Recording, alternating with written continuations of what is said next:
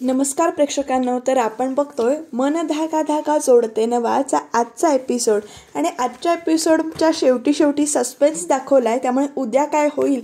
मनोज, सार्थक, आनंदी, सुखदा, वृंदा, शलाका ही सगळी एकमेकांच्या समोर येणार का? आणि आनंदी जिवंत आहे किंवा आनंदी परत आली हे सगळ्यांना कळणार का? याची उत्सुकता मात्र आपल्याला टाळून ठेवावी लागणार आहे. तर इथे बघा प्रेक्षकांनो, शकू आणि आनंदी दोघी बोलतायत.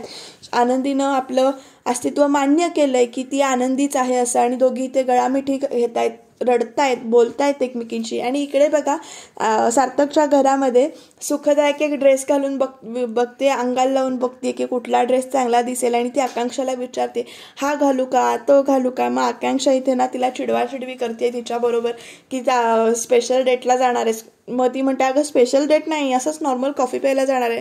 मग लगेच आकांक्षा म्हणते की नॉर्मल कॉफी प्यायला जाणार आहेस तर मग एवढे ड्रेस कशाला घालून बघते सारखं जा ना आहे तशीच. मग ती एकदम म्हणते की मी येते की तुझ्याबरोबर कॉफीच प्यायला तर जाणार आहे ना. तर लगेच ती सुखदा गडबडलेली दाखवली आहे, आणि ती आकांक्षा जी काही आहे ती इकडे दोघी अशी चेष्टा मस्करी करतायत तिची, सुखदाची.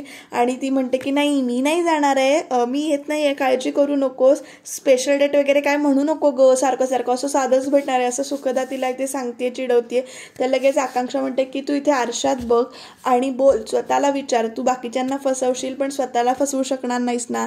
आणि जे काही होईल ते पॉझिटिव्हच होऊ देत, आणि मला ना जे काही होते ते फोन करून सांग, म्हणजे मी तसं आईला कळवेन. हा, आणि सार्थक सर म्हणजे पॉझिटिव्हच सगळं जे काही आहे तुमचं बोलणं वगैरे ते पॉझिटिव्ह होऊ देत असं ती इथे आकांक्षा सुखदाला सांगतेय. आणि सुखदा पण इथे विचार करते की आज कल्याणीताई सार्थकला भेटणार आहे, ती सार्थकला जज करणार आहे, आणि सार्थक कुणालाही आवडेल असाच आहे, पण तिला पण तो आवडू देत असं ती इथे प्रार्थना करते.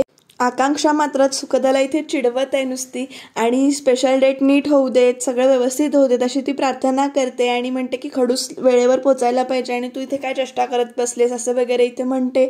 आणि इकडे सुखदा पण विचारात हलवली आहे की सार्थक आवडायला पाहिजे कल्याणीताईला, आणि आमच्या दोघांची जोडी कल्याणीताईला चांगली वाटली पाहिजे अशी ती इथे प्रार्थना करते. आपण ज्या व्यक्तीला मानतो त्या व्यक्तीनं आपल्याला एकदा ग्रीन सिग्नल दिला की आपण पुढे जायला मोकळे, असं एक जे काही फिलिंग असतं ना ते इथे दाखवलंय. तर इकडे बघा शकू आणि आनंदी दोघी बोलतायत. शकू तिला सांगते की या 6 वर्षात काय काय झालं, सगळ्यांची परिस्थिती किती वाईट आहे, आणि ती तिला जुने दिवस आठवते, म्हणजे आठवायचा प्रयत्न करून देते की आपण दोघींनी मिळून काय काय केलंय, रेश्मा मॅडम तुला त्रास द्यायच्या आणि तो कसा आपण बदला घेतला त्यांचा, कसं त्यांना वठणीवर आणलं. तर इकडे अण्णामाईंची अवस्था खूप वाईट आहे, तू गेल्यापासून त्यांची अवस्था अजूनच वाईट झाली. आणि मनोज दादा तर त्यांची तर अवस्था बघायलाच नको, ते असे कुठे पण टक लावून बसतात, एकट्यात आपले हरवलेले असतात, आणि खूप त्याच्यामुळे लीना वहिनींना त्रास होतो, आणि त्यामुळे सगळी घरची परिस्थिती खूपच बदललेली आहे, खूपच वाईट झालेली आहे असं वगैरे ती इथे तिला समजावत असते, सांगत असते. आणि तू असं जायला नको पाहिजे होतंस, आणि तू आता आली आहेस तर इथे आमच्याबरोबर राहा, मी सार्थक सरांना फोन लावते असं म्हणून ती फोन घेते. शकू फोन लावायला घेते, तर आनंदी इथे तिला अडवते, नको लावूस, किंवा मी आता त्यांच्या आयुष्यात परत येणार नाहीये, मी जिथे आहे तिथे व्यवस्थित आहे, कारण मला त्यांच्या आयुष्यात येऊन परत दुःख द्यायचं नाहीये असं वगैरे ती इथे त्याला शकूला सांगत असते. पण शकू खूपच रडते आणि ती खूपच इमोशनल होऊन सांगते की ताई असं नाहीये, तू आम्हाला हवी आहेस, आमच्याबरोबर तू राहा, सगळी परिस्थिती खूप वाईट आहे वगैरे इथे ती सांगते. तर इकडे आनंदी म्हणते की सार्थक सरांच्या आईने बरोबर म्हटलं होतं की त्यांनी कसं सांगितलं होतं की तू सार्थक सरांच्या आयुष्यात आल्यानंतर, लग्न झाल्यानंतर तू असं सगळं, आमचं घर आधी खूप चांगलं होतं आणि आता तू आल्यानंतर खूपच अवस्था बिकट झाली आहे किंवा खूप प्रॉब्लेम्स यायला लागलेत, आणि तुझ्या आयुष्यात लग्नाचं सुख नाही आहे, तू माहेरच्यांना धड सुखी ठेवू शकत नाहीस वगैरे असं त्या बोललेल्या होत्या तिला. आणि इकडे आनंदी पण आपलं म्हणणं मान्य करते की मी ना माहेरच्यांना सुखात ठेवू शकत ना सासरच्यांना, त्यामुळे मला आता कुणाच्या समोर यायचं नाहीये, मी माझं ध्येय ठरवलंय आणि त्या दिशेनं मी आता वाटचाल करणार आहे, आणि प्लीज म्हणजे आग्रह करू नकोस वगैरे इथे ती समजावून सांगायचा खूप प्रयत्न करत असते. आणि तेवढ्यात अगं ताई असं नाही आहे, तू इथे आहेस किंवा तुझं जे काय अस्तित्व आहे, तू परत आली आहेस ते सार्थक सरांना कळलंच पाहिजे आणि मी फोन लावणार आहे. म्हणून ती ते फोन घेते लावायला आणि आनंदी तिचा फोन काढून घेते. तिला शपथ घालते की मी तुला भेटले, तुझ्याशी बोलले, हे तू कुणाला सांगणार नाहीयेस. मग इकडे शकू म्हणते, अगं ताई तू असं का बोलतेस, तुझ्या घरच्यांची परिस्थिती सांगितल्यावर सुद्धा तुला काहीच कसं वाटत नाहीये. तर आनंदी म्हणते की मी काही न वाटण्याच्या पलीकडे गेले, आता त्या समांतर रेषा आहेत आणि ज्या कधीच एकत्र येणार नाहीयेत. त्यामुळे मला नाही परत पुन्हा कुणाच्या आयुष्यात यायचं, सगळ्यांना दुःखच होईल, त्रासच होईल. तर इथे शकू तिला सांगते की अगं असं नाहीये, तू आयुष्यातून निघून गेल्यावर सगळ्यांना त्रास झालाय, तू आम्हाला हवी आहेस, आमच्याबरोबर तू ताई हवी आहेस, असं म्हणून इथे खूपच इमोशनल झालेत त्या. आणि शेवटी ती वचन घेते आनंदी की मी तुला भेटली, हे कुणाला सांगू नकोस वगैरे. आणि मग इथे ती जायला निघणार असते, तेवढ्यात ना तिला इथे फोन येतो आणि आपला विशाल जो काही आहे तो आलेला इथे दाखवलाय नाशिकमध्ये. तो कुठल्या सरांचं काम होतं म्हणून आश्रमाची गाडी घेऊन आलाय संगमनेरमधून. तर इथे बघा विशालचा फोन आला आणि तो सांगतोय की तुमचं काम झालं की मला सांगा, मग आपण एकत्र जाऊया, मी गाडी घेऊन आलोय. तर म्हणतात तू कशाला गाडी घेऊन आलाय. तर नाही, असं सरांना सोडायला आलो होतो, त्यांचं काम होतं म्हणून मी आलोय.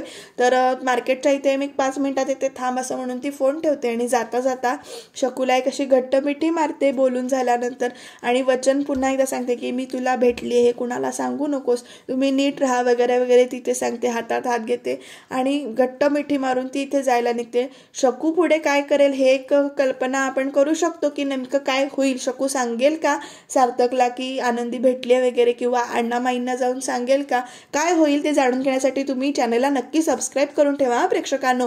तर इथे फायनली तिची भेट झालेली आहे, आनंदी आहे हे शकूला तरी कळलेलं आहे. बघू आता पुढे काय होते. तर इकडे सुखदाराणी आपली मस्तपैकी रोमॅन्टिक गाणं लावून इथे नाचतीये, खुश होते, आपलीच मोठमोठ्यानं गाणी लावलेत तिने आणि रोमॅन्टिक गाणं लावलेत.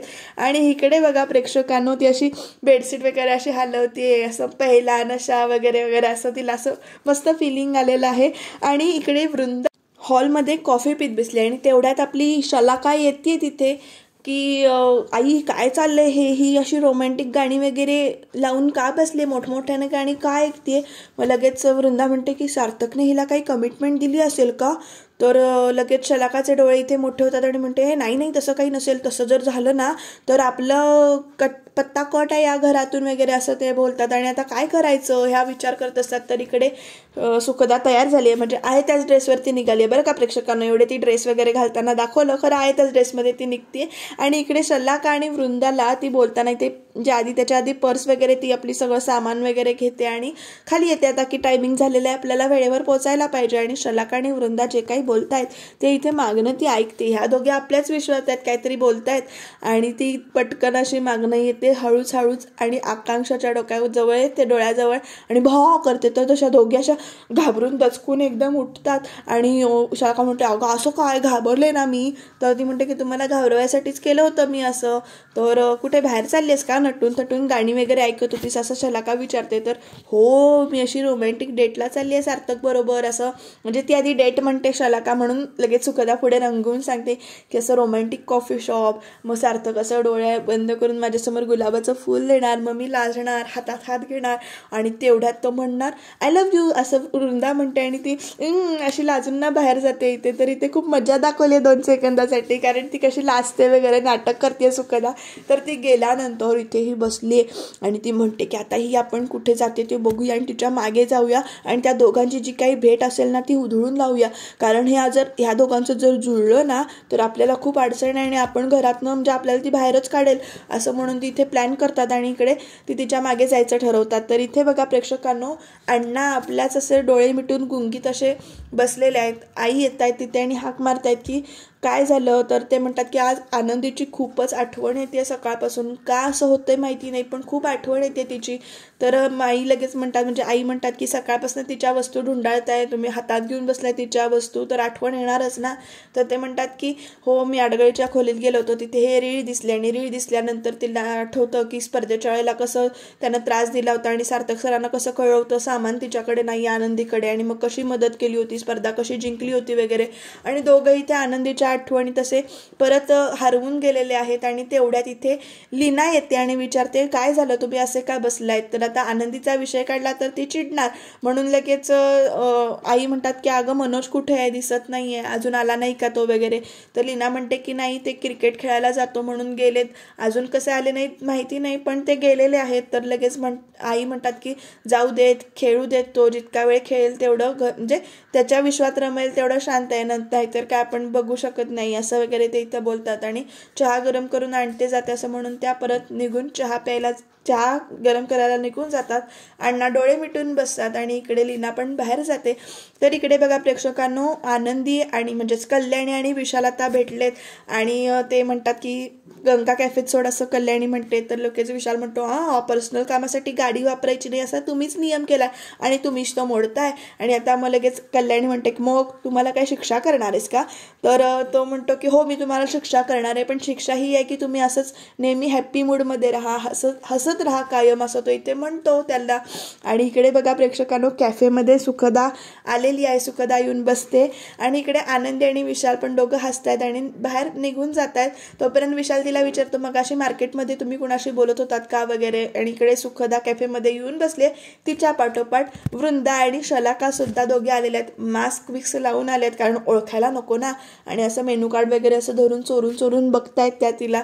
आणि त्यांचं बोलणं होते की सार्थकाला की आता ह्यांची भेट आपण उधळून लावूया वगैरे इथं त्या सांगतायत. आणि तो मास्क लाव हा पहिला तोंडावर असं म्हणून दोघी इकडे एकमेकींशी बोलतायत, प्लॅनिंग करतायत की आता सार्थकी येईल, सार्थक आल्यानंतर आपण काय करायचं वगैरे, कसं त्यांची भेट उधळून लावायची वगैरे इथं त्यांचं डिस्कशन चालू होतं. आणि तोपर्यंत बघा प्रेक्षकांनो, तो जो परवाचा जो गुंड घरात गेलेला आहे तो परत इथे त्या मनोजला असं धरतोय आणि ओरडतोय की तू त्या दुसऱ्या गँगचा माणूस आहेस, तू ट्रक फोडलास. तेव्हा म्हणतो ह्याने माझ्या अंगावर गाडी घातली. मनोज म्हणतो की गाडी घातली, मी ट्रक फोडेन आणि काय फोडेन. आणि इकडे ह्यांची मारामारी चालू होणार.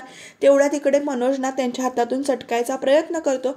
आणि नेमका प्रेक्षकांनो इथे सस्पेन्स असा दाखवलाय की आनंदी आणि म्हणजेच कल्याणी आणि विशाल ज्या गाडीत असतात, ज्या गाडीत बोलत असतात की मगाशी तुम्ही कुणाशी भेटला होता वगैरे वगैरे, त्यांचं काहीतरी बोलणं चालू असतं. आणि तेवढ्यात तो म्हणतो की तुम्हाला सांगायचं असेल तर सांगा, नाही तर काही हरकत नाही आहे, जबरदस्ती नाही आहे की तुम्ही सांगितलंच पाहिजेत वगैरे असं, तुम्ही जाऊन भेटून या. मग तो म्हणतो की सुखदा मॅडमना भेटणार आहे तर मी पण येतो.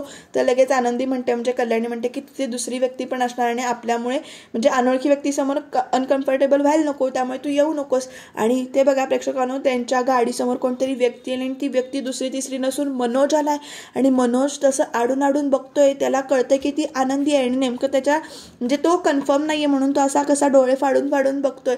काय होईल प्रेक्षकांनो, आनंदी आणि मनोजची भेट होईल का. आणि आनंदी इथे कॅफेमध्ये आलेली आहे आणि कॅफेमध्ये आल्यानंतर तिला सुखदा दिसते आणि सुखदा बरोबरच तिला दिसतात वृंदा आणि शलाका. आणि म्हणून ती अशी एकदम झाडाच्या पाठीमागे जाऊन तिथे लपते. पण आपल्या वृंदाला बहुतेक आनंदी दिसली आहे. काय होईल उद्या ते बघूया. त्याच्यासाठी तुम्ही चॅनलला नक्की सबस्क्राईब करून ठेवा.